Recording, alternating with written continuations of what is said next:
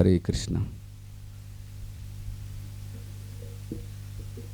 आलेल्या सर्व भाविक भक्तांचं आजच्या 5व्या दिवसामध्ये आपलं हार्दिक स्वागत आहे. आतापर्यंत आपण 6व्या स्कंदाच्या 7व्या अध्यायापर्यंत पोहोचलेलो आहे. तर कथा जसे जसे दिवस संपत चालले, पण कथेचा जो आहे खोलवर जर जायला गेलं तर आपण काही कथेला स्पर्श करतोय आणि काही कथा खोलवर घेतोय. त्याच्यामुळं चालू आहे हळूहळू आणि त्यामुळे थोडासा विलंब पण होईल आणि त्याच्यामुळे आपला 8:30चा टाईम आपण 9 वाजेपर्यंत घेतो आहे. थोडासा त्रास होत असेल तुम्हा सर्वांना श्रोतावर्गांना की 4 घंटे बसायची कोणालाही सवय नाही. जर इन केस त्रास होत असेल तर चेअर टाकलेले आहेत आणि थोडंसं आपण आता ब्रेक पण देतो आहे त्याच्यामध्ये. तर गेल्या कालच्या प्रसंगामध्ये जर पाहायला गेलं आपण तर की जे कश्यप मुनी आहेत त्यांच्या ज्या काही पत्न्या होत्या तर त्या पत्न्यापासून त्यांनी कशी सृष्टी निर्माण केली आणि कोणत्या पत्नीपासून काय काय निर्माण झालं. आता तुम्हाला प्रश्न पडला असेल की एखाद्या स्त्रीच्या गर्भापासून वेगवेगळे पशु पक्षी प्राणी वेली लता कशा प्रगट झाल्या असतील. हा कोणाला प्रश्न पडला का नाही? तर याचं कारण असं दिलं जातं आहे की कोणाला जर म्हणायचं असेल ना, एखादा हे करायचं असेल ड्रामा करायचा, ही तुझी आई बाबा, ही तुझी आई, ही तुझी आई, म्हणजे हे तुझी लेकरं, हे तुझे लेकरं असं डिवाईड केलं जातं आहे. तसेच कश्यप मुनीने काय केलं, सृष्टी निर्माण केली आणि त्या सृष्टी निर्माण केल्यानंतर त्यानं सांगितलं की तू याची आई हो, सर्पांची आई हो, कोणी पशूंची आई हो, कोणी याची विलींची आई हो आणि सगळे कोणी आसुरांची हो, कोणी देवाची हो, असं वेगवेगळ्या आईला नाही का आपलं ज्या पत्न्या होत्या कश्यप मुनीला. कारण कश्यप मुनी ब्रह्मादेवानं सांगितलं कश्यप मुनीला की तुम्ही सृष्टी निर्माण करा आणि सृष्टीमध्ये प्रत्येक व्यक्ती तेवढाच महत्त्वाचा आहे, मुंगीपासून तर हत्तीपर्यंत.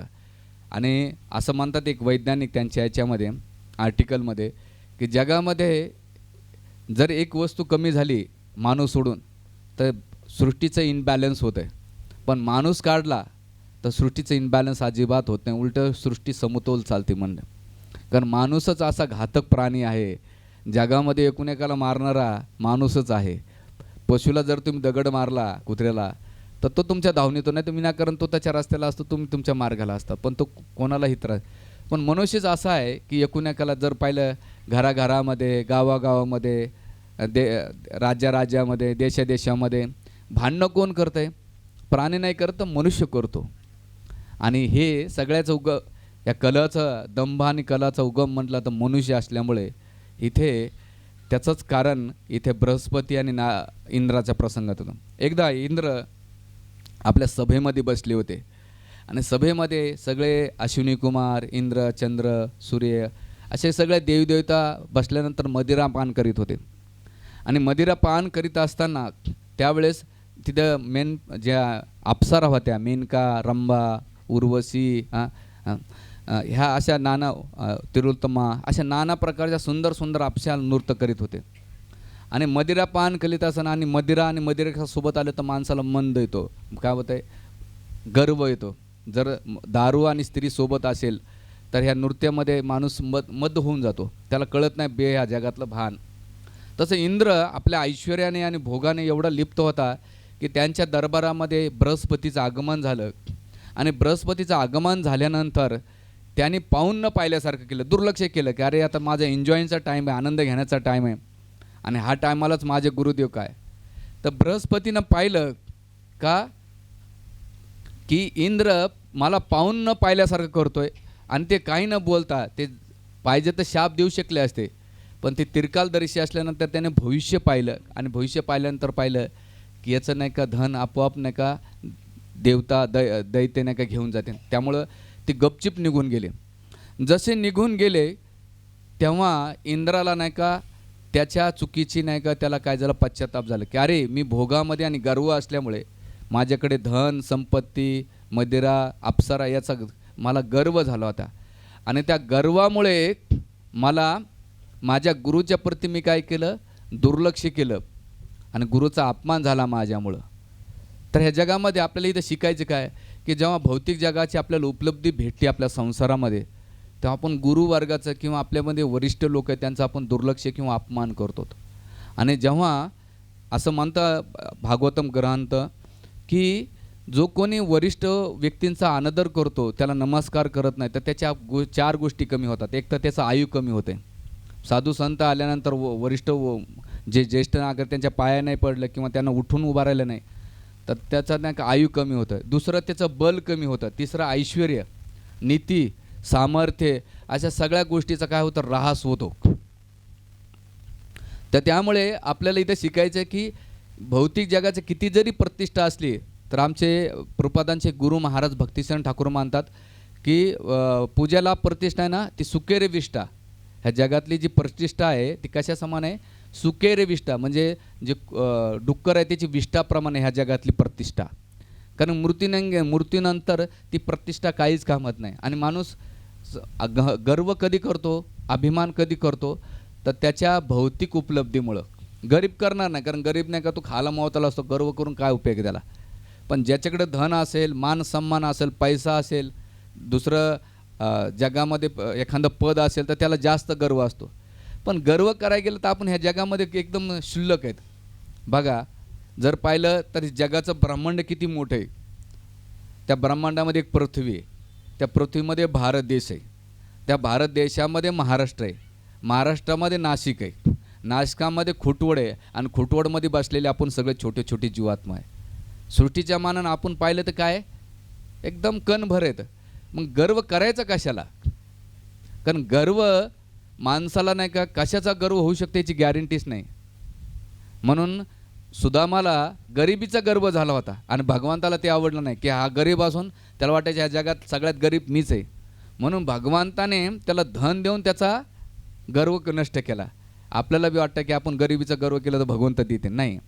कारण की सुदामाच्या मनात तेवढाच गर्व पाहिला भगवंताने, आणि मग भगवंताने काय केलं, त्याला जे काही संपत्ती होते, धन होतं, ते देऊन मग हे झाले. त्यानंतर जेव्हा अपराध झाला बृहस्पतींचा, तर त्यावेळेस इंद्राने का विलाप करू लागला, आणि विलाप केल्यानंतर जे बृहस्पतीला शोधू लागले, कुठे गेले माझे गुरु, कुठे गेले. शोधून त्यांना सापडलं नाही. न सापडल्यामुळं काय झालं की त्यांना चिंताग्रस्त झाले, आणि सगळे देवदेवता कुठे गेले, ब्रह्माजीकडे गेले. आणि ब्रह्माजीला गेल्यानंतर विचारलं की हे पितामह, आता आमच्यावर मोठं संकट आलं आहे, आणि दैत्याने काय केलं, आमचे आक्रमण केलं आहे, आणि आक्रमण केल्यानंतर आता आम्ही काय करायचं. त्यावेळेस ब्रह्माजी त्यांना पहिले भर्सना करतात. त्यांना म्हणतात की तुम्ही तुमच्या पदामुळे आणि गर्वामुळे नाही का तुमचा नाश झालेला आहे, आणि कमकुवत असलेले दैत्य त्यांनी गुरुची सेवा केली, आणि गुरुची सेवा केल्यामुळे त्यांना स्वर्गाचं राज्य भेटलेलं आहे. त्यामुळे तुम्ही काय करा, आता जो काळ आहे तो अनुकूल आहे, त्यांच्यासाठी तो अनुकूल आहे, तुमच्यासाठी प्रतिकूल आहे. त्यामुळं तुम्ही काय करा, हळूहळू नाही का हे कार्य थांबा. आणि मग तिथे बृहस्पती म्हणले की तुम्ही जे त्वष्टा आहे, त्वष्टाला काय करा, त्वष्टाचा जो पुत्र ईश्वरूप याला काय करा, गुरु म्हणून घ्या, आणि एक यज्ञाचं आयोजन करा, आणि ते यज्ञामध्ये तुम्ही अशी शक्ती संपादन करा की त्या ठिकाणी तुम्हाला नाही का ती शक्ती भेटून पुन्हा तुम्ही असुरांना हरवताना. आणि मग ब्रह्माजीच्या सांगण्यावरून सगळेजण हे जे त्वष्टा आहे, त्वष्टाचा पुत्र ईश्वरूपाकडे जातात, आणि ईश्वरूपाला जाऊन विनंती करतात, प्रार्थना करतात की हे त्वष्टा, कारण त्वष्टाची जी आई असते ती आसुर कुळातली असते, आणि वडील जे असतात त्वष्टा, तर ते देवतांच्या कुळातले असतात.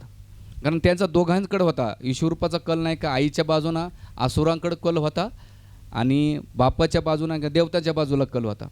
म्हणून सगळे देवदेवतांना का कुठे गेले, ईश्वरूपकडे गेले, आणि ईश्वरूपाला सांगितलं की आता तुम्ही वयानं कनिष्ठ आहात, पण वेद पारंगत आहात, विद्वान आहात, तुम्हाला यज्ञाचं सगळं ज्ञान आहे, आणि आमच्या जीवनामध्ये जे संकट आले, समस्या आल्या, त्याच्यातून तुम्ही मार्ग काढू शकतात. म्हणून इथं एक पहिली गोष्ट सांगायचं आहे की ब्रह्माजीनं त्यांना भर्सना केल्यानंतर म्हणले गुरु सेवा केली तर तुमच्या जीवनात कृपा प्राप्त होते. जर जीवनात गुरुचा अनादर केला तर तुमच्या जीवनातला रहस्य होतो, हे बृहस्पतीच्या प्रसादामुळे. मग तुम्ही भौतिक जगात किती जरी सामर्थ्यवान असेल आणि गुरुच्या प्रती तुमचा अनादर भाव असेल तर तुम्ही कधीच प्रगती करू शकत नाही. आणि गुरु कोण, तर 4 प्रकारचे गुरु मी सांगितले पहिल्या दिवशी, पदपरचे गुरु, शिक्षा गुरु, दीक्षा गुरु आणि चैत्य गुरु. तर गुरु आपल्या जीवनात वेगवेगळे प्रकारचे असू शकतात, पण आध्यात्मिक गुरु विशेष करून, कोणी मग माझ्या कॉलेजचा गुरु आहे, कोणी म्हणतात कंपनीचा गुरु आहे, किंवा फॅमिली गायडन्स करणारा आहे. नाही, याच्यामध्ये सगळ्यात महत्त्वाचा आध्यात्मिक गुरु, जो ज्ञान भक्तिमय ज्ञान देतो. भगवंताबद्दल ज्ञान होतं त्या गुरुच्या प्रती, सगळ्याच गुरूंच्या प्रती आदर केला पाहिजे हे शास्त्र म्हणते. आणि केल्यानंतर इथं त्वष्टाकडे जातात. पण त्यावेळेस ब्रह्माजी सांगताना काय सांगून गेले की त्वष्टा जरी आहुती देत असेल तर तुम्ही काय करा, त्या आहुती नाही का तुम्ही त्याला दुर्लक्ष करा, नाही तर तुम्ही तिथे हे करू शकाल. तर त्वष्टाचे 3 मुख होते आणि 3 मुख असल्यामुळे एका मुखाने ते काय करायचे, मदिरापान करायचे, एका मुखाने काय करायचे, सोमरस पान करायचे आणि एका मुखाने भोजन करायचे आणि आहुती द्यायचे. आहुती देताना काय करायचे की एक देवतांना आहुती द्यायचे आणि एक असुरांना पण द्यायचे. आणि सगळं यज्ञ झाल्यानंतर त्याने नारायण कवच प्रगट झालं आणि नारायण कवच प्रगट झाल्यानंतर इंद्राला नाही का ते नारायण कवच दिलं. आणि नारायण कवचामध्ये असं म्हणतात की जेव्हा तुमच्या जीवनात संकट समस्या आल्यात, कोणी आजारी पडलं, हॉस्पिटलमध्ये असेल किंवा काही तुमच्या जीवनात भविष्यामध्ये काही संकटे दिसतील, त्यावेळेस प्रत्येकानं शुद्ध स्नान करून नारायण कवच मानलं पाहिजे. नारायण कवचमध्ये भगवंताचे विविध अवताराचं वर्णन आहे. तर त्यामध्ये आता तुम्ही यूट्यूबला गेलं, नारायण कवच टाकलं तर तुम्हाला ते कवच संस्कृतमध्ये सकाळ संध्याकाळ जर भीती वाटत असेल तर हे कवचाचं नाही का हे केलं पाहिजे, श्रवण केलं पाहिजे किंवा वाचन केलं पाहिजे. पण ते करण्याच्या पहिले आचमन करणं खूप महत्त्वाचं आहे. आचमन करणं म्हणजे की ओम केशवाय, ओम नारायणाय, ओम माधवाय, ओम गोविंदाय, ओम त्रिविक्रमाय किंवा 3 आचमन करायचे. म्हणजे डाव्या हातानं पाणी घ्यायचं, सोडायचं, उजव्या हातानं पाणी सोडून घेऊन पाणी घेताना प्यायचं पळीनं. पहिले गंगाजल स्थापित करायचं, गंगा, गोदावरी, नर्मदा, सिंधू, कावेरी हे जे 7 सप्त नद्याचं स्थापन करायचं ह्या बोटाने. हे जे बोट आहे त्या बोटाने स्थापन करायचं आणि ते पाणी काय करायचं, आचमन करायचं. आचमन केल्यानंतर पहिले हातपाय धुवून आचमन केल्यानंतर हे जे नारायण कवच आहे संस्कृतमध्ये भेटते, भागवताच्या ह्या स्कंदामध्ये पण दिले, ते जर वाचलं तर खूपच चांगलं. पण नाही जमलं तर सकाळ संध्याकाळ ते कवचाचं उच्चारण केलं पाहिजे. असं कवच दिल्यानंतर इंद्र हे प्रसन्न झाले आणि प्रसन्न झाल्यानंतर म्हटले आणखीन एक यज्ञ करायचा. आणि यज्ञ करायला गेल्यानंतर जेव्हा ते यज्ञ करीत असताना जे ईश्वरूप होते, ईश्वरूप काय करायचे, पुन्हा आहुती द्यायचे. आणि एक आहुती काय करायचे, देवतांना वाटायचे आणि दुसरी आहुती असुरांना वाटायचे. ते इंद्राला राग आला आणि इंद्राला राग आल्यानंतर त्यांनी काय केलं की हा आम्ही दान दक्षिणा नेणार, यज्ञाचं फळ आम्हाला भेटलं पाहिजे, पण हा काय करतोय, आहुती दैत्यांना देतोय. आणि त्या रागाच्या भरामध्ये त्या वज्राने काय करतो, ईश्वरूपाचा वध करून टाकतो. आणि जसं ईश्वरूपाचा वध करून टाकल्यानंतर यांना आता मोठं संकट पडलेलं आहे. आता गुरु करणार कोण, गुरु हत्याचं झालं आहे, कारण ज्याने ज्ञान दिलं त्याचीच हत्याला आहे. ह्या जगामध्ये तसंच असतंय, विद्या आली हाता, गुरुला मारायला आता. जगाला जोपर्यंत ज्ञान असतंय तोपर्यंत लोक गुरुच्या पुढे हे करतात, पण जशी विद्या आली हाता, गुरुला मारायला आता. काम सरो वैदे मरोग. हां, अशा जगातला नियम आहे, स्वार्थीपणा आहे.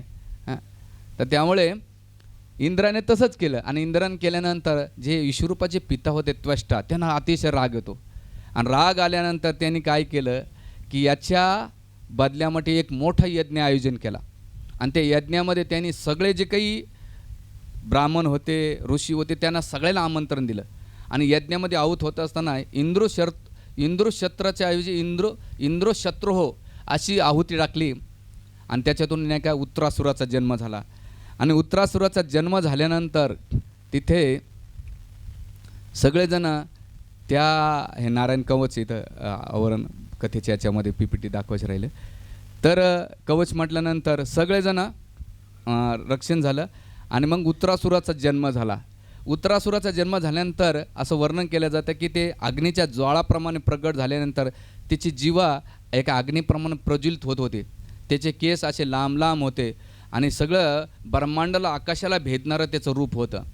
आणि सगळे जे काही गायी वासरं स्त्रिया होत्या त्या गर्भपात झाल्या आणि सगळीकडे हाहाकार माजून नाही का तिथे पाहिलं गेलं तर सगळे भीतीने नाही का काही बेशूज झाले.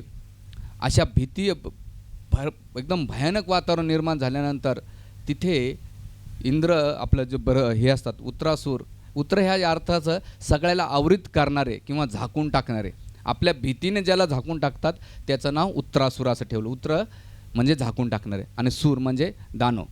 असे यांचा जन्म झाल्यानंतर त्याने सगळीकडे हाहाकार माजवल्यानंतर देवताने पाहिलं की उत्तरासुराचा जन्म झाला आहे.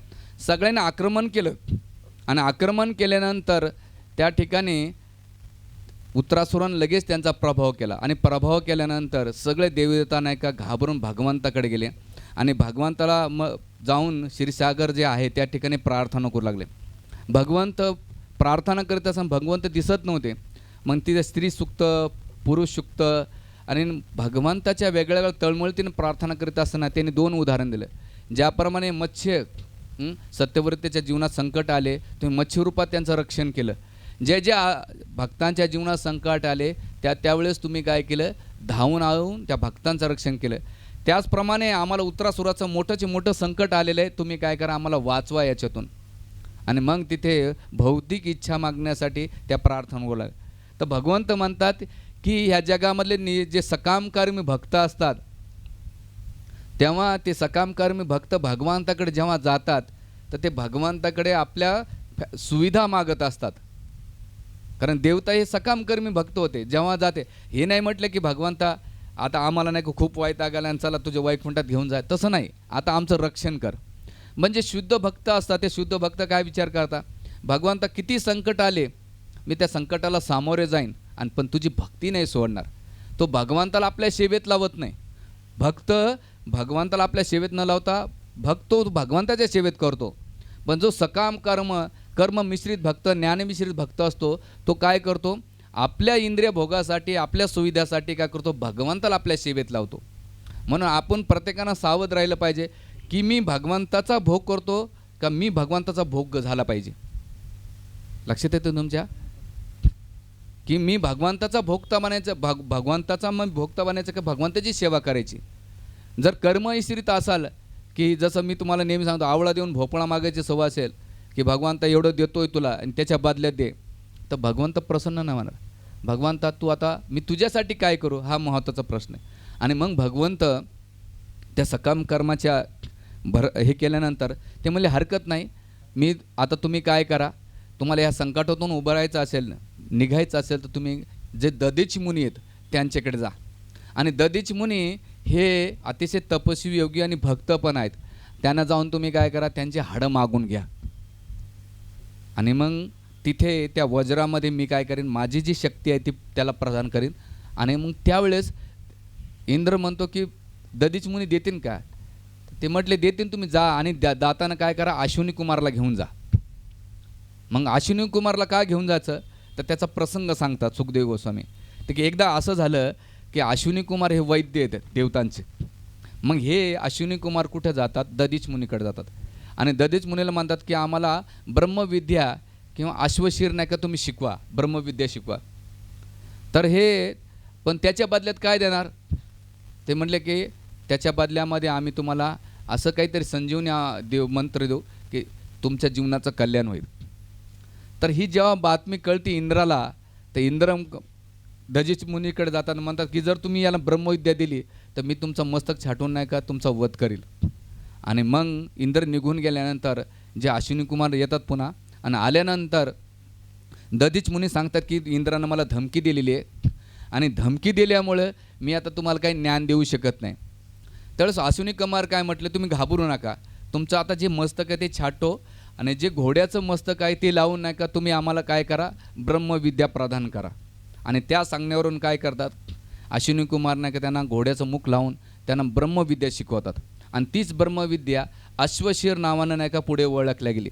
आणि इंद्र पुढे येतात की ददीच मुनीला सांगितलं होतं ज्ञान देऊ नका या अश्विनी कुमारला, तरी याने ज्ञान दिलं. त्यावेळेस त्या वज्रानं काय करतात, ददीच मुनीचं मस्तक छाटतात. आणि जसं ते मस्तक छाटलं, घोड्याचं मस्तक काढलं आणि ओरिजिनल मस्तक आहे ना ते पुन्हा लावलं. आणि लावल्यानंतर कारण अश्विनी कुमार संजीवनी मंत्रांना पुन्हा त्यांना जिवंत केलं.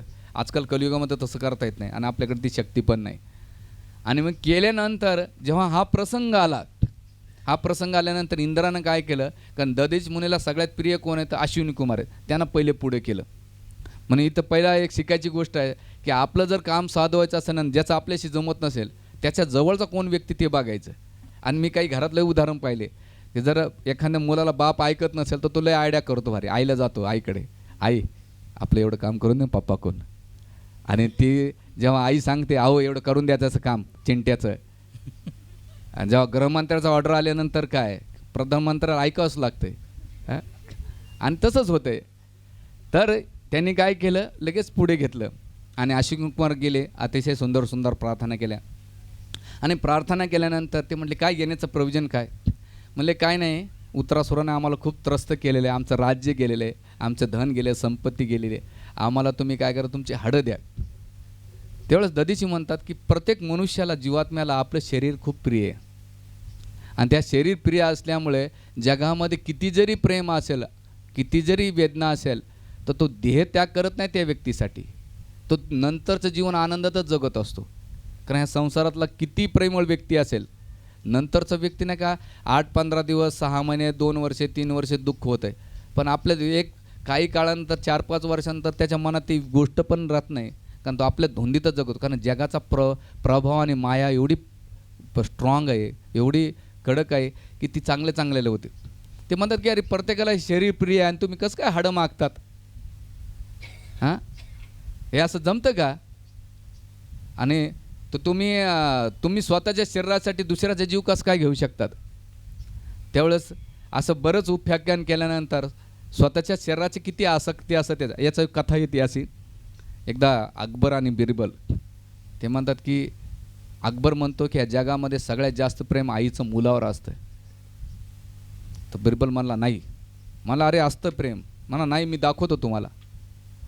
तर त्याने काय केलं, एक माकड आणि माकडाचं पिल्लू आणलं आणि माकडच पिल्लू आल्यानंतर एका मोठा ड्रम होता, त्या ड्रममध्ये काय केलं, एका टाकीमध्ये त्या माकडीने सोडलं आणि सोडल्यानंतर त्याच्यामध्ये पाणी सोडण्यास सुरुवात केली. जसं पाणी सोडत होते, तर पाणी जसं वाढत होतं, तर ती माकडीने काय करायची, पिल्लाला वरती घ्यायची. आणि एक काळ असा आला की ती बुडायला लागल्यानंतर तिनं जे डोक्यावरलं पिल्लू होतं तेच आपल्या पायाखाली घातलं आणि तिथून उडी मारून ती निघून गेली. कारण तिनं काय केलं, जोपर्यंत शक्य होतं तोपर्यंत वाचवलं, पण एक काळ आल्यानंतर स्वतःच्या जीवाचं वाचण्यासाठी आपल्या मुलाला पण बलिदान दिलेलं आहे. कारण हे जगातलं स्वतःच्या वाचण्यासाठी, आणि आचार्य शास्त्र म्हणतं आहे, नीतिशास्त्र, की शेवटच्या क्षणापर्यंत प्रयत्न केला पाहिजे वाचण्यासाठी मनुष्यानं. म्हणजे त्याची दुसऱ्यापेक्षा स्वतःची इच्छा प्रबळ असली पाहिजे. कशासाठी? भगवंताच्या भक्तीसाठी. नाही तर लोहाराचा भाता पण श्वासोश्वास घेतो, मनुष्य पण घेतात. पण काही मनुष्य असे दगडासारखे आहेत की मनुष्य जीवन नाही का नुसतं प्राण्यासारखं जगत राहतात, खातात, पितात, उठतात, बसतात, टी व्ही बघतात. काळ असा त्यांच्यावर प्रभाव करतो त्यांना कळतसुद्धा नाही. कारण की जन्माला कशासाठी आलो आहे, मी करतो काय, काय पाहिजे हे कोणाला कळतच नाही. कारण की जगातला माया त्याला वाटते की माझं घर, माझी संपत्ती, माझे घोडे, माझी शेती, जे काही बैल घोडे असते, हे माझ्यासोबत परमानंट आहे. नाही, या जगातलं काही परमानंट नाही आहे, काही शाश्वत नाही. आणि जगातल्या ह्या सगळ्या वस्तू येऊन अंगावरले कपडेसुद्धा काढू लागतात. कपडेसुद्धा शेवटी पांढरा कपडा काय करतात, खाली टाकताना वरून कपडा काढून शेवटी काहीच येत नाही, काय येतं आहे सोबत.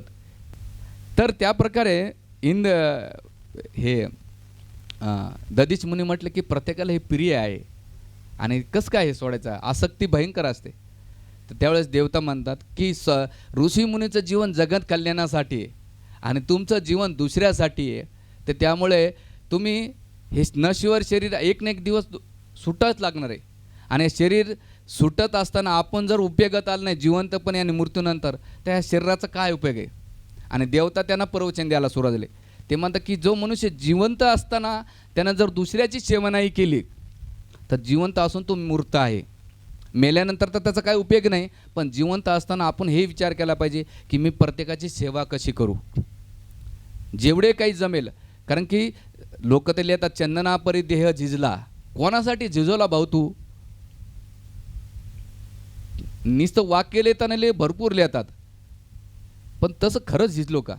जेव्हा आपल्या जीवनाचं सक्सेस काय माहिती आहे का, तुमच्या जीवनाचं सक्सेस हे असेल की मोठी मी बंगला बांधला आहे, की माझ्या 4-5 गाड्या झाल्या, शेती वाढवली, 2-3 कंपन्या वाढवल्या, अजून नोकर चाकर वाढवले, हे किंवा मला मान सन्मान भेटतो, हे तुमच्या सफलतेची व्याख्या असेल.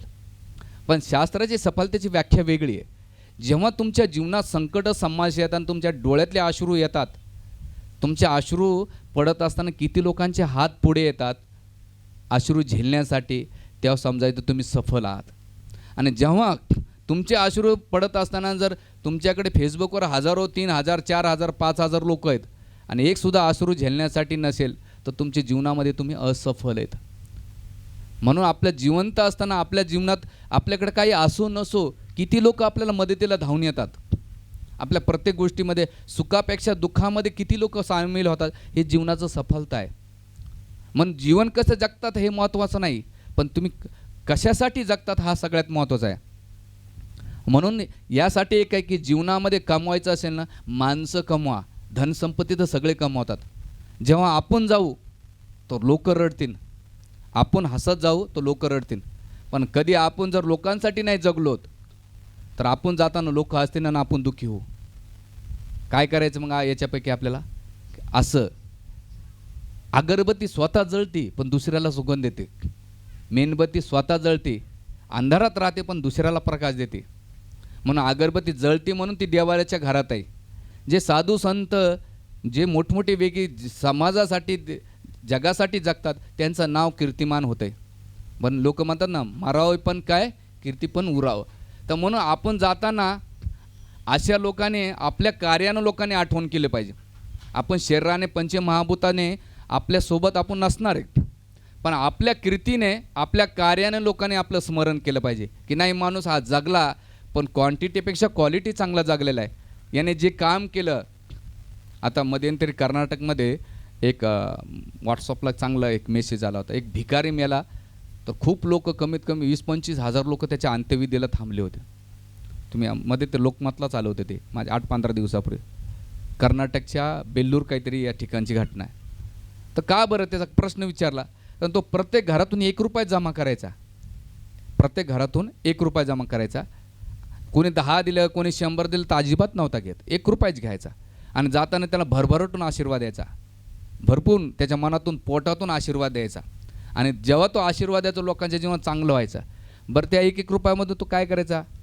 जीवाला कमी खायचा, पण त्या राहिलेल्या पैशातून जे गरजू लोक आहेत, त्यांना तो मदत करायचा. जो कोणी हॉस्पिटलमध्ये असेल त्याला तो पैसे वाढ. एक भिकारी 1 रुपया जमा करून, नाही का 10 रुपये पण नाही, 1 रुपया जमा करू तो दुसऱ्याला मदत करायचा. बाहेरून तर तो भिकारी वाटेल, पण आंतरिक जर पाहिलं तर त्यामुळे अख्ख्या त्या गावातले किंवा त्या शहरातले, तालुक्यातले लोक त्याच्या अंत्यविधीला एवढे लोक होते. आणि बरेच जण लोक रडत होते की हा व्यक्ती स्वतःसाठी कधीच जगला नाही, हा दुसऱ्यासाठी जगला. का? याच्या कार्यामुळे लोक रडले. आपल्याकडे आपण असं जीवन जगलो की आपल्या घरचे लोकसुद्धा रडत नाहीत. म्हणतात बरं झालं बाबा, एकदा डोक्याचा ताण निघून गेला.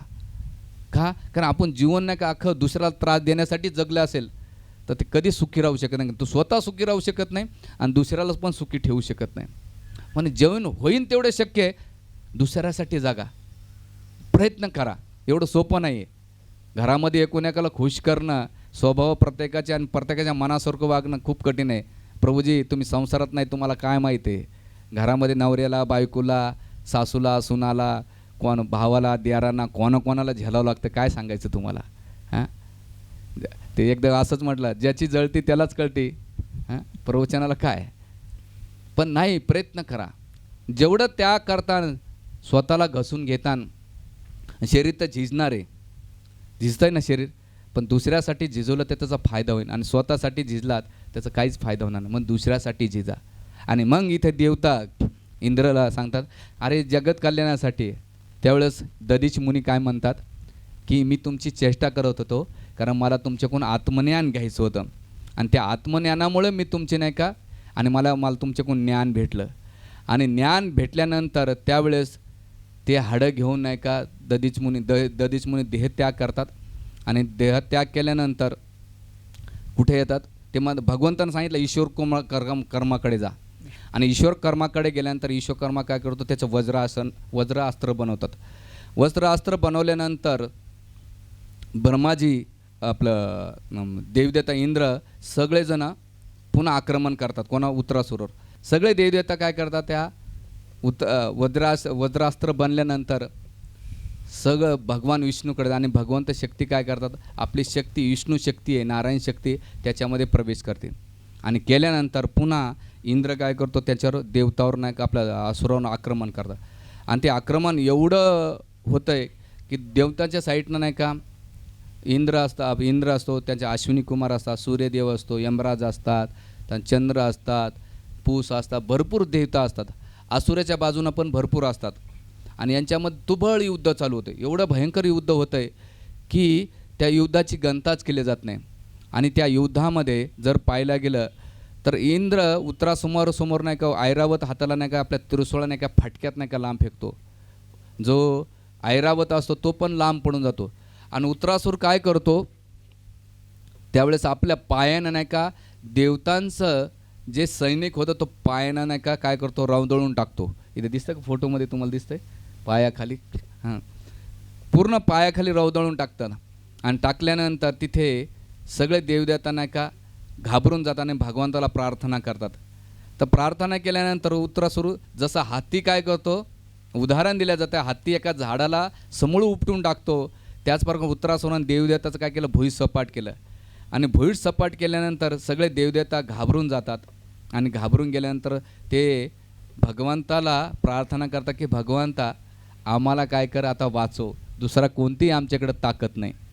म्हणून आपल्या जीवनात जेव्हा संकट आलेत ना, तर भौतिक जगाच्या लोकांकडे पळू नका. हा मला वाचवीन, तो मला वाचवीन, कोणी जगातलं कोणी वाचवत नाही. जेव्हा तुमच्या जीवनात आलं तर डायरेक्ट भगवंताचा आश्रय घ्या, भगवंताचा डायरेक्ट आश्रय घ्या. जसं द्रौपदी जेव्हा तिचं वस्त्र हरण होत होतं तेव्हा ती याला त्याला पितामह भीष्म, कृपाचार्य, द्रोणाचार्य, सोम, बहलिक ह्या सगळ्यांकडे जाऊन ती याचना करीत होती, मला कोणीतरी नाही का काय करेन, ह्या संकटातून वाचवेल. पण कोणी नाही. शेवटी ती आपल्या स्वतःच्या ताकदीनं काय करू लागली, साडी दातात धरू लागले, पण तरी नाही. शेवटी ते म्हटले, हे गोविंद, हे मधुसूदन, हे पद्मनाभ, हे दामोदर, तू वाचव. जसं ती आतुरते भावानं भगवंताची शरणागत घेतली तसं भगवंत प्रगट होऊन तिचं रक्षण, तिनं भगवंतानं साडीच्या रूपामध्ये त्याचं रक्षण केलेले. म्हणून आपल्याला इथं शिकायचं की जेव्हा जेव्हा संकट समाज आहेत भगवंताचा आश्रय घ्या. आणि त्यावेळेस उत्तरासूर चिडून जातो की म्हणतात की हे देवतांनो, तुम्ही अतिशय पापकृती आहेत, पापी आहेत. माझा भाऊ जो तुमचा गुरु होता आणि वयानं लहान होता, तर त्याच्या छोट्याशा चुकामुळं तुम्ही त्याला मृत्यूदंड दिला आहे. म्हणून माझ्या जो बंधू आहे त्या बंधू हात्याचं मी नाही का काय करीन, बदला घेईन. आणि त्या बदल्याच्या जेव्हा त्याचा तुझा वध करीन इंद्र, तेव्हा त्या ऋणातून मुक्त होईल. आणि पुन्हा युद्ध झाल्यानंतर त्यावेळेस ह्या दोघांच्या युद्धामध्ये पुन्हा उत्तरासूर इंद्राला म्हणतो, अरे इंद्रा, तुझ्या पापाचं कर्म तर तुला भेटल, पण तू काय कर, भगवान विष्णूचा पाठिंबा तुला आहे आणि ते तुला वज्रास्त्र दिलेलं आहे, त्या वज्रास्त्रानं काय कर, माझा वध कर. का बरं वध कर, कारण ही माझी पाप योनी आहे, असुराची योनी आहे. आणि ह्या योनीमुळं मी मुक्त होऊन भगवंताच्या धामात जाईन. आणि त्या ठिकाणी मी दासानुदास ही जी भावना आहे, मला केवळ भगवंताचे भक्त आणि भगवंताचे दासानदास बनायची इच्छा आहे. म्हणून तू पहिले मला वध कर. कारण प्रत्येक जीवनाचा कारण ह्या शरीराने किती जरी काय केलं, एक ना एक दिवस हे शरीर गिधडच खाणार आहेत. 3 गोष्टी होतील. उत्तरासूर म्हणतात, जर त्याचा 10 संस्कार केला तर भस्मीभूत होईल, जर ते जमिनीमध्ये दफन केले तर किडे मुंगे खाऊन त्याची विष्ठा होईल, आणि तिसरं ते काय म्हणतात, राख होईल, आपलं भस्म माती होईल. याच्यापेक्षा काहीच होणार नाही या शरीराचं. होतात ना, एक तर कुर्मी कीटक गिधाडं खाऊन त्याची विष्ठा होते, जमिनीमध्ये टाकलं तर माती होते, आणि जाळलं तर भस्मसात होतं. याच्या व्यतिरिक्त काय होतं या बॉडीचं, काहीच होत नाही. म्हणून त्यापेक्षा ह्या शरीराने दुसरं काय होण्यापेक्षा तुझ्या भगवान लवकर जर वध केला तर ह्या शरीरातून मुक्त होऊन काय करेन, भगवत धामात जाईन. आणि मला दुसरी काहीच इच्छा नाही, मला केवळ दासानं दोष बनायचं आहे. म्हणून श्री चैतन्य महाप्रभू सांगितलं, गोपी भरतूर कमलो दास दासानु दास. जेवढं तुम्ही भगवंताचा, तुम्ही म्हटले मी भगवंताचा दास आहे, तर भगवंत तुमच्याकडे दुर्लक्ष करते. पण तुम्ही म्हणले मी भगवंताच्या भक्तांचा काय दास राहीन. जसं दुर्बीण असते ना, दुर्बीणनं जवळचं काही जास्त दिसत नाही, पण लांबचं दिसतंय. तसं भगवंताच्या भगवंताला जर पाहायचं असेल तर तुम्ही जेवढं सेवक भावामध्ये लांब लांब राहतान, लांब लांब राहणं म्हणजे काय, जेवढं नम्र आणि दासांदोष भावान राहतान तेवढं तुम्हाला काय होईल, भगवंताची कृपा भेटेल. तर त्यासाठी मला लगेच मुक्त कर. आणि तुला दुसरं विश्वास नाही का भगवान विष्णूच्या आयुधावर? अरे ज्या विष्णूनं तुला अस्त्र दिले त्या अस्त्रानं तू काय कर, माझा वध कर, दुसरं माझी काही इच्छा नाही. त्यावेळेस इंद्रानं का विचार करू लागला, काय विचार करू लागला की हा दिसताना तर बाहेर नाही का असुर दिसतोय, पण आंतरिक हा भगवंताचा भक्त आहे. आणि आता याच्यातून जर मी या भक्ताचा वध केला, वैष्णवांचा ब्राह्मणाचा वध केला, तर मला मोठं पाप लागेल. आणि त्यावेळेस ही मनात विचार आल्यानंतर करायचं काय, दुविधा पडली. बाहेरून शरीर कशाचं आहे, आसुराचं, पण आंतरिक चेतना कशाची आहे, भक्ताची आहे. दुविधात पडल्या. मग ऋषीमुनीला म्हणतात, ऋषीमुनी म्हणतात की घाबरून काही शरीर नाका आसुराचं आहे, त्यामुळे त्याचा वध कर. पण ब्रह्महत्याचं काय, ते म्हणले मोठमोठी यज्ञ करून आपण त्या पापातून मुक्त होऊ, काळजी करू नकोस. आणि मग तिथे उत्तरासूर पुन्हा त्यांना उपदेश देतो, अरे तू घाबरतो कशाला, तर आपल्या त्रिशूळानं काय करतात, पुन्हा त्याच्यावर आक्रमण करतात. आणि आक्रमण केल्यानंतर इंद्र काय करतो, आपल्या वज्राने काय करतात, पहिलं उत्तरासुराचा हात छाटतात. आणि हात छाटल्यानंतर तिथे हात छाटल्यानंतर पुन्हा 1 वर्ष नाही का त्यांचं मस्तक छाटण्यासाठी लागतो. आणि 1 वर्ष मस्तक छाटल्यानंतर उत्तरासुराचा वध होतो. आणि जसा वध झाला त्यावेळेस इंद्र नाही का प्रार्थना करतो. इंद्र काय प्रार्थना करतो, मी स्वर्गाच्या लालसेमध्ये मी उत्तरासुराचा वध केला, पण उत्तरासुर माझ्यापेक्षा श्रेष्ठ निघाला. कारण तो ह्या स्वर्गाच्या नादी न लागता त्यानं वैकुंठ धामाची प्राप्ती केली. माझ्यापेक्षाही तो श्रेष्ठ आहे, कारण मी भौतिक संसारामध्ये पुन्हा भोगामध्ये पण. आणि भगवंताचे भक्त किती महान असतात की दुसऱ्यासाठी स्वतःच्या वस्तूंचा त्याग करतात, याला भक्ताचं सर्वश्रेष्ठ गुण मानतात. आणि मग त्यावेळेस सुखदेव गोस्वामी म्हणतात की भगवंताचा उत्तरासुराचा मृत्यू किती भाग्यशाली आहे, कारण की भगवंताच्या प्रार्थनेमध्ये भगवंताचं स्मरण करत करत, तर प्रार्थना करत करत त्याने देहत्याग केलेला आहे. तशी अवस्था आपली होईल का, सुत गोस्वामी म्हणतात आणि सौनकादी ऋषी पण म्हणतात. काय बघा भगवंताचं, आणि हे कठीण आहे, एवढं सोपं नाही आहे. मृत्यूच्या वेळेस नाही का आपल्याला साधं काही डेंग्यू मलेरिया झालं, देव काय घरातले लोकसुद्धा आठवत नाहीत, आपण स्वतःचाच विचार करतो. कारण माझा वैयक्तिक अनुभव, एकदा मला मलेरिया झाला, डेंग्यू झाला होता, हॉस्पिटलमध्ये ॲडमिट हो. जी माझी माळा आहे, माळा करायची, तीसुद्धा मला 1 किलोसारख्या वजासारखी वाटायची, कारण की शरीरात ताकद नव्हती, बोलायला शक्ती नव्हती. त्यावेळेस एक विचार आला की साधारण रोग झाल्यानंतर भगवंताचं नाव येत नाही, एवढ्या वर्ष प्रॅक्टिस करून सुद्धा होत नाही, मृत्यूच्या वेळेस काय अवस्था राहील, खरंच भगवंताचं नाव येईल का आपल्या मुखातून. ठेस लागली किंवा बोट जर कापलं किंवा छोटं जर आलं, काय नाव येतं आहे याचं समजायचं आपण आपल्या मनामध्ये काय चिंतन करतो. जे चिंतन करणार तेच बाहेर पाडणार. कठीण चालला विषय नाही नाही. म्हणून ही परीक्षा आपल्यासाठी. कोणी म्हणतं मी लय भक्ती करतो, लय देवदेव करतो, याचं आत्मनिर्देशन आपण आपल्या जीवनातच करायचं. बाथरूममध्ये पडताना तुम्हाला काय आठवतं आहे, त्यावेळेस समजायचं की आपली चेतना काय आणि आपली साधना काय. त्या साधण्याचं विश्लेषण साधू संतांनी करायची गरज नाही, काय त्याला पॅरामीटर नाही किंवा काही त्याच्यात असे काहीच नाही. स्वतःला हे करणं कधी होईल हे, जेव्हा तुम्ही भगवंताची भक्ती त्यांच्या स्मरणामध्ये, श्रवणम कीर्तनम विष्णू स्मरणम, हे जेव्हा भावनेत राहतात तेव्हाच ती गोष्ट साधेल, तोपर्यंत होणार नाही. तर अशा प्रकारे ह्या स्तुतीमध्ये ते म्हणतात की जसं भीष्मदेवाने भगवंताला पाहून देहत्याग केला, राजा परीक्षितनं भगवंताचं पाहून नाही का देहत्याग करते, तसं उत्तरासुराने देहत्याग केला. तर हे जगातली आसक्ती जात नाही आहे, आसक्ती भयंकर आहे. तर हे परिपूर्ण भक्ताचं लक्षण आहे. आणि मग तिथे ते म्हणतात की तू मायावर विजय केला का, तर भगवंताची कृपा आणि वैष्णवांच्या कृपेमुळं. आणि हे झाल्यानंतर तिथून नाही का ते जे पाप लागलं, ब्रह्महत्याचं पाप कोणाच्या मागलं, इंद्राच्या. आणि ती चांडाळ जी स्वतः होती पापाच्या रूपामध्ये इंद्राच्या मागलं. आणि ती इंद्र काय गेलं, इंद्र काय का सरोवरमध्ये लपून बसतात. आणि लपून बसल्यानंतर 1000 वर्ष लपून बसतात. आणि लपून बसल्यानंतर आता त्याच्यानं मुक्त कसं व्हायचं, कारण अग्निदेव नाही का त्यांना आविर्भाव द्यायला जावं तर पाण्यामध्ये जाऊ शकत नाही. मग स्वतः लक्ष्मी देवी त्यांचं पोषण करते. लक्ष्मी देवी पोषण, कारण की प्रार्थना करता भगवंता ह्या पापातून मुक्त कर. नंतर ते पाप काय करतात, इंद्र 4 ठिकाणी डिवाईड करतात. एक पहिलं पाप नाही का, ते जे वाहतं पाणी आहे त्याला जो फेस येतो त्याला दूषित पाणी म्हटलं जाते. जे फेसाळ पाणी येतं असं ना त्याला अशुद्ध म्हटलं जाते. म्हणून पहिलं पाप त्याला डिवाईड केलं जाते. दुसरं पाप भूमीला देतात, जी लाल जमीन असतात, जे खड्डे होतात, तर पृथ्वी त्याच्या बदल्यामध्ये वरदान काय मागते की ज्या ज्या ठिकाणी झालेलं आहे ते खड्डे काय भरून यावा. म्हणून रेगिस्तानमध्ये किंवा लाल माती वापरून हे निषेध म्हटलं जाते शास्त्रानुसार. तिसरं झाडाला डिंक, आपण लाडू बनवतात, हिवाळ्याचे दिवस लाडू बनवतात, तर डिंकाला निषेध म्हटलेले.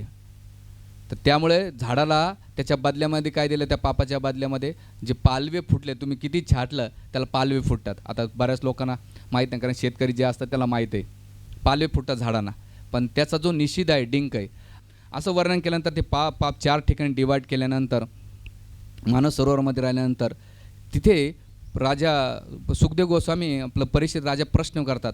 काय प्रश्न करतात की उत्तरासुराचा वध झाला, पण तो एवढा आसुर असून एवढा शुद्ध भगवंताचे शुद्ध भक्त कसं काय? बाह्य तर शरीर आसुराचं, पण भक्त झाला, आणि भक्ती तर सुदुर्लभ आहे, असं कोणाला भेटत नाही सहजासहजी. भवनाम जन्मवंते ज्ञानवाम प्रपते वासुदेव सरमती सह महात्मा सुदुर्लभ. दुर्लभ भक्ती आहे, भगवंताची भक्ती भेटू शकत नाही. कारण भक्ती करणं म्हणजे काय, भगवंताला क्रियान ते स्वतःला भक्ताच्या अधीन ठेवावं लागतं. म्हणून भगवंत भक्ती ज्याला जे पाहिजे ते देतात, पण भक्ती देत नाही सहजासहजी. पण अशी भक्ती हे सुखदेव गोस्वामी त्यांना कसं काही भेटलं, याचं कारण काय? तर त्यावेळेस ते म्हणतात की उत्तरासुराबाबत मला श्रवण करण्याची खूप आतुरता आहे, तुम्ही त्याचं विश्लेषण करा. आणि मग त्या प्रश्नाचं प्रेमक उत्तर नाही का सुखदेव गोस्वामी देतात. आणि देताना म्हणतात की हे राजा, जो उत्तरासुर होता तो चित्रकेतू होता. हा चित्रकेतू राजा, याचे प्रसंग सुरुवात करतात की एकदा हा चित्रकेतू राजाकडे नाही का अतिशय पृथ्वीचं साम्राज्य त्याच्याकडे होतं. सुंदर पत्न्या होत्या, साम्राज्य होतं, नौकर चावकर, धनसंपत्ती, प्रजा त्याच्या अधीन होती, सगळ्या काही गोष्टी त्याच्याकडे होत्या. आणि पुत्रप्राप्तीसाठी त्याने 1 कोटी पत्न्यांशी लग्न केलं, पण शेवटी त्याला निपुत्रिक असल्यामुळं त्याच्या जीवनामध्ये निराशा होती. एक दिवस अंगिरा ऋषी नावाचे एक ऋषी त्याच्या सभेमध्ये येतात देवलोकातून. म्हणतात, राजा, तुझं प्रजेवर नियंत्रण आहे का? तुझ्या आधीमध्ये तुझ्या असलेले मंत्री संत्री नौकर चाकर अधीन आहेत ना? दुसरं, तुझा खजिना भरलेला आहे ना? तिसरं, तुझी प्रतिष्ठा समाज ती व्यवस्थित आहे ना? तिसरं ते म्हणतात की याच्यानंतर तू ब्राह्मणांची, वैष्णवांची, येणाऱ्या अतिथींची, जे गरीब आहेत, बालक आहे, स्त्री आहे, त्यांचं रक्षण करतोस ना? त्यांचं पोषण करतोस ना? असे वेगवेगळे प्रश्न केल्यानंतर ते म्हणतात की तरी तुझ्याकडे सगळं असताना तुझ्या चेहऱ्यावर काय निराशा दिसते, याचं कारण काय? तर त्यावेळेस म्हणतात की हे मुनिवर, तुम्ही सर्वज्ञ आहे, तुम्हाला सगळ्या गोष्टी माहीत आहेत, पण तरी सांगतो की माझ्याकडं सगळं काही आहे, पण माझ्यामध्ये पुत्र नसल्यामुळं मला दुःखाचं कारण आहे. आणि त्यामुळे सगळं असून हे जे संपत्ती आहे ती पुत्राविन काय मला विषयासमान आहे. तर मला एक प्रकारे संपत्ती नसली तरी चालली असते, पण मला पुत्र पाहिजे होता. हे ऋषी, तुम्ही मला काहीतरी हे करा. तर अंगिरा मुनी म्हणतात की हे राजा, तुझ्या जन्मामध्ये तू किती जरी पत्न्या केल्या, तुझ्या भाग्यामध्ये मूलबाळ नाही आहे, त्यामुळे चिंता करू नकोस. जे आहे त्याच्यात समाधान मान आणि वैराग्याचे जीवन करून भक्ती कर. तर त्यावेळेस जे चित्रकेतू महाराज होते ते म्हटले की महाराज, तुमचं ज्ञान आहे ते खूप चांगलं आहे, पण माझ्या मनामध्ये जोपर्यंत जी आसक्ती मुलांच्या प्रती तीच होत नाही, तोपर्यंत मी वैराग्याचे जीवन जगू शकत नाही. आणि त्यावेळेस अंगिरा मुनी म्हटले, हरकत नाही, आता तू काय कर, मी तुला नाही का एक यज्ञ कर, ते यज्ञामध्ये एक पायसम म्हणजे खीर, दूध भाताची खीर तुला देतो, आणि ती खीर काय कर, तुला एक असा मुलगा जन्माला तो तुझ्या हर्ष आणि शोकाला कारणीभूत असेल. तर त्यावेळेस चित्रकेतू महाराज म्हटले, जास्तीत जास्त काय करेन, त्रास देईन, वैताग देईन, भांडण कर, याच्या उल्लेख काय होणार आहे, हरकत नाही. आणि त्यांनी ती गोष्ट दुर्लक्ष केली. आणि मग अंगिरा ऋषी यज्ञ करतात, आणि यज्ञ केल्यानंतर त्या यज्ञामधून त्यांना पायसम येतं, आणि पायसम घेतल्यानंतर आपली जी पहिली पत्नी होती कृतिधुती, तिला ते प्रदान करतात. आणि काही काळानंतर तिला दिवस जातात, 9 महिने जातात, आणि एक सुंदर बाळाला ती जन्म देते. बाळाला जन्म झाल्यानंतर चित्रकेतू महाराजाला एवढा आनंद होतो, तर त्या राज्यामध्ये पान सुपारी वाटतात. पान सुपारी माहिती आहे, खेडेगावामध्ये पान साखर वाटतात बऱ्याच वेळा. पान सुपारी वाटलीत, गाईचं दान केलं, भूमी दान केलं, सोनं नाणं दान केलं, प्रचूर मात्रामध्ये. मुलाला जन्मानंतर एवढा आनंद झाला की कमीत कमी 8-10 नुसता फेस्टिवल, अन्नदान चालत होतं. कारण मला खूप वर्षानं मुलगा जन्माला आला आहे, म्हणून त्या बदल्यामध्ये त्यानं खूप काय केलं, दान धर्म केलं. दान धर्म केल्यानंतर हळूहळू राजाचं सगळं लक्ष जी कृतिधुती होते त्याच्यावर प्रेम आकर्षित होऊ लागलं, आणि ते आसक्त होत चालले. आणि कृतधुतीच्या प्रती प्रेम वाढत असल्यानंतर बाकीच्या ज्या राण्या होत्या त्यांच्याप्रती हळूहळू काय होलं, दुर्लक्ष होऊ लागलं. आणि दुर्लक्ष होत असताना त्यावेळेस त्या राण्यांना ईर्ष्या होऊ लागली की राजा, ज्या राणीनं बाळाला जन्म दिला आहे त्या राणीमुळं राजा आमचं दुर्लक्ष करतो आहे, आणि ह्या दुःखाचं कारण, आमच्या दुःखाचं निराशेचं कारण काय, हा एकमेव बाळ आहे. जोपर्यंत याचा आपण नाश करणार नाही तोपर्यंत राजा आपल्याकडे लक्ष देणार नाही. म्हणून सगळे एकजूट होतात. बघा एक त्याच्यातली एकसुद्धा लीक नाही झाली, फुटलीसुद्धा नाही. बरं काही एकोपा असेल. म्हणून स्त्रीचं हृदय जेवढं कोमल आहे तेवढं कठोर पण असतं शास्त्रामध्ये. जेव्हा ती कोमल झाली तर खूपच कोमल होते, पण ती जर कठोर झाली, बापरे, दुर्गादेवीचाच दुसरा अवतार. तर सांगायचं तात्पर्य एक आहे की त्या सगळ्या राण्या कठोर झाल्या आणि त्यांनी काय केलं, आपल्या दुःखाचं कारण काय, हा मुलगा आहे, तर त्या सगळ्या मिळून त्याला विष पान देतात आणि विष दिल्यानंतर शांत राहून जातात. शांत राहिल्यानंतर त्या जातात. दुसऱ्या दिवशी कृतधुती आपल्या बाळाला उठवण्यासाठी दासीला पाठवते आणि दासीला पाठवल्यानंतर दासी बघते की हे बाळ एकदम शांत स्तब्ध झालेलं आहे, काही प्रतिसाद नाही. ती जोरजोरात रडते. तो कृतधुती विचारते की दासी काय झालं तुला रडण्यासाठी, तर त्यावेळेस ती म्हणतात की बाळ उठत नाही. आणि जेव्हा कृतधुती येऊन बघते तर ती जोरजोरात विलाप करते आणि एवढा विलाप करते की त्याचा आवाज पाहून बाकीचे जे महालातले लोक होते ते सगळे जमा होतात. आणि जमा झाल्यानंतर ही बातमी राजाला कळते. कोणाला? चित्रकेतू महाराजाला. आणि चित्रकेतू महाराज येऊन बघतात की आपली राणी, आपल्या दास्या, सगळे नौकर चाकर रडतात. आपलं बाळ वारलं त्याच्या बदल्यामध्ये ते एवढे शोक करतात. आणि मग कृतधुती ती काय करते, दैवाला नाही का दोष देते. काय दैवाला दोष देते की अरे दैवा, तू मूर्ख आहेस, कोणाशी कसा व्यवहार करायचा हे तुला काहीच माहीत नाही. तुला ह्या सृष्टीचं दयाळू असो का सर्वज्ञ नाही का अभिज्ञ नाही, तू माझ्यातला जीवनातला मुलगा तू हरवून नेलायस आणि तुला निर्दय असल्यामुळे तू असा व्यवहार करतोयस, हे तुला सोबतंय का? तुझ्या दया नावाचा प्रकार नाही. आणि म्हणून ती एवढी विलाप करू लागली तर दैवाच्या वेगळ्यानंतर मग हे बाळा उठ, यमराजासोबत जाऊ नकोस, तू आम्हाला पुन्हा सहारा दे, आमच्यावर पुन्हा दया कर, माझ्याशी बोल, उठ. आणि राजा चित्रकेतू महाराज पण त्या गोष्टीला विलाप करू लागले. करीत असताना त्यावेळेस सर्वजण विलाप करीत असताना त्याच वेळेस भगवंताच्या कृपेने अंगिरा मुनी आणि नारद मुनीचं आगमन होतात. आणि नारद मुनीचं आगमन झाल्यानंतर तिथे त्यांना नाही का ते सांगतात, राजा तू चिंता करू नकोस, उपदेश द्यायला सुरुवात करतात. ते म्हणतात की राजा, ह्या जगातले जे संबंध आहेत ना ते केवळ काल्पनिक, एक नाटकप्रमाणे. जसं नाटक परिवारामध्ये एकत्र सगळे येतात, 60-70 वर्षासाठी एकत्र येतात आणि नाटक केल्यानंतर ही आई आहे, हे वडील आहेत, हे भाऊ आहेत, हे दादा आहे, आई, हे सगळे संबंध एकत्र येतात. पण काळाचा ओघ असा असतो, ज्याप्रमाणे नदीतल्या लाटामध्ये एकत्र झाडं, लतावेली एकत्र राहतात, पण एक काळ एकत्र आल्यानंतर काय होतो, विखुरल्या जातो. त्याचप्रमाणे हे राजा, तू विचार करू नको. तुझ्या जन्माचं कारण, एका पिता मुलाला जन्म देऊ शकतो, शरीर देऊ शकतो, पण आत्मा देऊ शकत नाही. म्हणून त्याचा पालक किंवा कर्ता तू नाही आहे, माता पण नाही आहे. तुझ्या पोटी जन्माला आला म्हणून नारद मुनी म्हणतात, अंगिरा मुनी म्हणतात, कृतधुती, तुझ्या पोटी तो जन्माला आला म्हणून तुझा तो बालक झालेला आहे. पण तो बालक कितीतरी आईच्या पोटी जन्म घेतला. याच्या पहिले त्या बालकाने कितीतरी आई बदलल्यात, आता पण कितीतरी आई घेणार आहे तो जन्म आईच्या पोटी. कितीतरी वडील होणार, कितीतरी भाऊ होणार आहेत, कितीतरी बहिणी होणार. कोणत्या संबंधाला तो काही तुझा संबंध सांगणार आहे. म्हणून हा काळाचा ओघ आहे. याला नाही का काय म्हणतात, एकत्र. ते म्हणतात ज्याप्रमाणे जमिनीमध्ये जी सुपीक जमीन असेल त्याच्यात बीज टाकलं तर ते बीज काय करतं, वृक्षांना देतं, वृक्षापासून बीज येतात. पण जी नापीक असेल आणि त्या नापीकमध्ये किती जरी बीज टाकलं तर ती जमीन काय देते, वृक्ष पण येत नाही, फळं पण नाही. त्याच प्रकारे राजा, तुझ्या नशिबामध्ये बीज नव्हतं, पण तरी तू बीज लावलं तर ते झाड जळून गेलेले. तर तेवढ्या काळापुरतं तुझा संघ आहे, कारण हे सगळे प्रवासी आहेत. तुझ्यासोबत ध्यानात ठेव, हे सगळे जण आहेत ना काही काळापुरते सोबत राहणार, ह्या जगातलं कोणी शाश्वत संबंध राहणार नाही. म्हणून विलाप करणं सोडून दे. आणि मग असं करीत असताना ते म्हणतात की अरे हे पालक आहे ना कृत्रिम राहत आहे, मायाशक्ती आहे. भगवंताने मायाशक्ती निर्माण केली आणि याच्यामध्ये माया कशी टाकलेली आहे, मायाचा व्हायरस टाकलेला आहे की हे सगळं मोह माया आहे. पण व्यावहारिक जीवनात आपल्याला एवढं पचायला सोपं जात नाही, कारण की आपला अटॅचमेंट खूप भयंकर असते, संबंधांच्या प्रती खूप अटॅचमेंट असते, ते एवढी सोपं नाही. म्हणून तिथं म्हणतात हे सगळा काळाचा प्रभाव आहे आणि संयोग आणि योग होणार आहे, एकत्र येणार आणि योग होणार काळानुसार. त्याच्यामुळं तू विलाप करू नको. आणि दुसरं ते म्हणतात की राजा, भौतिक नाती तात्कालिक आहे आणि हा भगवंताचा खेळ आहे. पालक शरीर निर्माण करता, आत्मा नाही. गंतव्य काल्पनिक आहे.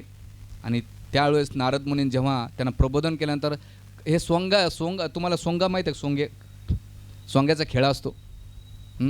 तर ते म्हणे, सगळं कोण आहे तू? तुझा परिचय काय? मग नारद मुनी प्रश्न विचारते चित्रकेतू, तुझा परिचय काय? तर राजा परीक्षित म्हणतो, मी चित्रकेतू आहे. ते म्हणे, नाही, तू चित्रकेतू नाही. जन्माच्या पहिले तू चित्रकेतू होतास का? आईच्या पोटी जन्म घेतल्यानंतर मृत्यूनंतर तू चित्रकेतू राहशील का? नाही, कारण शरीराची तुझा संबंध आहे. शरीरामुळे हे तुझं नाव भेटलेलं आहे. आपल्याला शरीराची आयडेंटिटी आहे. आपण म्हणतो XYZ हे नाव आहे, ह्या गावचा आहे, ह्या ठिकाणाचा आहे, ह्या जातीपांत्याचा आहे. हे सगळे संबंध कशावर आधारित आहेत? व्यक्तीवर आधारित आहेत. आणि मग त्यावेळेस ते म्हणतात की तू हे सगळं सोडून भगवंताची भक्ती कर. आणि म्हणून ज्ञान दिल्यानंतर सगळं दुःख, दोन कारण सांगतात दुःखाचं. एक म्हणजे मन हे सगळ्या दुःखाचं कारण आहे. मन सर्व क्रियाचं कारण आणि शरीर दुःखाचं मूळ आहे. मन सर्व क्रियाचं कारण आहे आणि शरीर हे दुःखाचं मूळ आहे. त्याच्यामुळं मन आणि शरीराच्या बाहेर येतो. मनामुळे क्रिया होतात आणि शरीरामुळे दुःख होतात. अहम ही देहानं द्रव यज्ञेन क्रिया आत्मना करा, की सगळं द्रव आणि क्रिया एकत्र येतात. जसं माती घेतल्या जाते, मातीचा घडा किंवा पुतळा बनवला जातो, पण तीच माती काय केली, विलीन होऊन जाते, म्हणून सोडून दे. आणि मग त्यावेळेस ते पुन्हा त्यांची दुःख जात नव्हतं महाराजांचं, तर ते बालकाला जिवंत करतात. आणि जिवंत केल्यानंतर बालक त्यांना जे उपदेश देतं, काय म्हणतो बालक, अरे हे महाराज, तुम्ही कोण्या जन्मातले आई वडील म्हणतात? माझे कितीतरी आई वडील झाले, कितीतरी होणार आहेत, आणि माझे कितीतरी संबंध कितीतरी तुटलेले आहेत, आणि आता तुमच्या जन्मी घेतला म्हणून तुम्ही झाले माझे. असं ते एवढे ज्ञान देतात, सुंदर ज्ञान देतात. त्यानंतर तिथं वैराग्य निर्माण होते. आणि वैराग्य निर्माण झाल्यानंतर तिथे दीक्षा देतात. आणि दीक्षा दिल्यानंतर त्यांना मंत्र देतात, ओम नमो भगवते वासुदेवा. आणि हे तू जप कर, ओम संकर्षणाचा जप कर. भगवान विष्णूंचं एक नाव आहे संकर्षण. त्यांची उपासना कर, त्यांची तपस्या कर, त्यांचं ध्यान कर. आणि तू काय कर, हे राज्य सोडून भगवंताच्या भक्तीमध्ये सावय. आणि मग हे झाल्यानंतर चित्रकेतू महाराजाला वैराग्य होतं. आणि वैराग्य घेतल्यानंतर भगवंताच्या भक्तीमध्ये एवढे तल्लीन झाले की या जगातल्या कोणत्याही भौतिक स्तरावर न राहता आध्यात्मिक स्तरावर राहिले. म्हणून त्या दिवशी एक उदाहरण दिलं, मी उदाहरण दिलं की जेव्हा तुम्ही भौतिक संसाराच्या खाली राहता तर तुमच्या छोट्या छोट्या समस्या पण तुम्हाला मोठ्या मोठ्या वाटतील, काय वाटतील ना. पण जसं तुम्ही फ्लाईटमध्ये जर टेकअप केलं तर त्या बिल्डिंग तुम्हाला 10-10, 20-20 मजल्या वाटणाऱ्या त्या बिल्डिंग पण छोट्या छोट्या वाटतील. तसं भौतिक संसारामध्ये राहतान तर तुम्हाला तुमच्या छोट्या छोट्या समस्या मोठमोठ्या वाटत्यान. पण तशी तुमची आध्यात्मिक चेतना उन्नत झाली, भक्तीचा स्तर वाढला, तर त्या समस्या तुमच्या हळूहळू कमी होतील, छोट्या छोट्या होत्या. दुसरं उदाहरण मी काय दिलं होतं, समुद्राच्या लाटा येत राहतील जात राहतील. वरचीवर राहतान तर त्रास होणारच आहे, पण माशाने जर डीप पाण्यात गेला खाली तर वरच्या लाटा किती येऊ जाऊ त्याला काहीच प्रभाव पडत नाही. त्याच प्रकारे आपण वरचीवर संसारात राहू, मोहमायामध्ये राहू तर आपल्याला प्रभाव पडेल, पण आध्यात्मिक साधनेच्या स्वरूपामध्ये तो तुम्हाला कोणताही प्रभाव करू शकत नाही. परमपूज्य राधानाथ महाराज, आमचे जे गुरु महाराज आहेत, ते एक सुंदर उदाहरण देतात. एकदा ते देवप्रयागमध्ये होते. तुम्ही कधी देवप्रयागला गेले का कोणी तुमच्यापैकी? तर तिथे अलकनंदा आणि भागीरथीचा संगम आहे. तिथे ते ध्यान करीत बसले होते दुसऱ्या तटावर. आणि हे 1970-72ची घटना आहे. आणि बसल्यानंतर जिथे ध्यान करीत तिथे एक घार नाही का फिरत होती. एवढी घार फिरत असताना ते बघतात ती घार किती, तिचे डोळे कसे, तिची चोच कसे, बघत असताना अचानक ती घार काय करते, पाण्यात जंप मारते आणि एका माशाला धरून बाहेर घेऊन जाते. आणि ती मासा तडफडत असते. तर महाराज तिथं लेसन देतात की जर तो मासा वरचीवर आपल्या परिवारासोबत खेळत होता, भाऊ बहीण दादा सगळे नाते गोते, मामा मावशी काका काकू सगळ्यामध्ये तो खेळत होता. आणि खेळत असताना काळाचा प्रभाव असा आला की त्याला माहीत नसेल की माझ्यावर एक दिवस नाही का घार रूपी काळ झडप घालेल. पण जसं झडप घातली तर तो नाही का तडफडायला लागला. पण तोच मासा वरचीवर राहिल्यामुळं काळाने त्याच्या झडप घातली आणि त्याचा मृत्यू झाला. पण तोच मासा जेव्हा तो डीपमध्ये जाईन, खाली पाण्याच्या जेवढं डीप जाईन तर वरच्या किती जरी घार आली तर त्याला प्रभावित नाही करू शकत. तर महाराज शिक्षा देतात साधकांना की तुम्ही वरचीवर जीवन जगू नका. काळाचा प्रभाव तुम्हाला वाटतं ही माझी परिवार आहे, संबंध आहे, सगळं आहे, पण काळ प्रभावित आहे, काळ हे अटॅक करतो. म्हणून जेवढं साधण्याच्या डीप जातात, भागवताच्या, भगवद्गीता, रामायण, महाभारत ह्या ग्रंथाच्या खोलवर जातात तर तुम्हाला काळाचा कोणताही प्रभाव होणार नाही. भक्तांच्या जीवनात कधीच काळ, म्हणून मी त्यासाठी एक उदाहरण दिलं. मृत्यू भक्ताला पण येतो आणि भौतिकवाद्याला पण येतो. तुम्ही म्हणतात भक्ती केल्या म्हणजे मूर्ती येणार नाही का? येणार. पण जशी मांजर असते, मांजर जेव्हा ती त्याच्या पिल्लाला पकडते, पिल्लाला पकडल्यानंतर त्या पिल्लाला ते आश्रयाचं स्थान वाटतं ना. पण तीच मांजर जेव्हा तिचं तोंड, तेच तोंड जेव्हा उंदराला पकडते, ते भयानक काळा रूपामध्ये त्या मांजराला दिसतंय. तसंच मृत्यू भक्ताला ते आल्हाददायक वाटलं नाही. ज्याप्रमाणे आपल्याकडे उदाहरण दिलं जातं, जुनं वस्त्र झालं तर आपण काय करतो? जुन्या वस्त्राला फेकून देतो, ठेवून देतो का? नाही. आणि नवीन वस्त्र घालायला आनंद वाटतो का नाही? त्याच प्रकारे भगवंत गीतेमध्ये म्हणतात, देहिनिस्मिता देहे कौमार वंजरा तथा देहांतर प्राप्ती धीरस्तत्र न मुह्यते. जो धीर मनुष्य असतो, हां, देहिनिस्मिता देहे कौमार वंजरा, कौमार यवन जरा तथा देहांतर प्राप्ती धीरस्तत्र. जो धीर व्यक्ती असतो ना, तर जुने कपडे फेकताना त्याला दुःख होत नाही आणि नवीन वस्त्र घालताना पण आनंद होत नाही, समतोल राहतो, धीर राहतो.